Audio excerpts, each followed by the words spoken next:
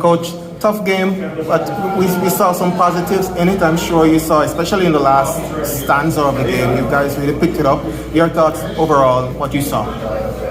I just thought we were a little inconsistent against a really good team, ranked 5th in the world, and made mistakes that we can't really afford to make when you're playing such a great basketball team. But we'll bounce back. We're still in a great position. We're still one game away from qualifying to the next round. So we'll start over.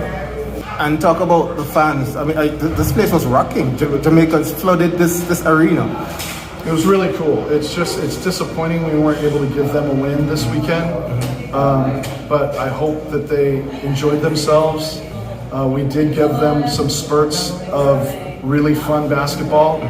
And I hope that, you know, as they go home tonight and reflect on what they saw over this weekend, that they're really proud of the guys out there wearing the Jamaica uniform, that were out there fighting hard for them and wanting to show out in front of their people.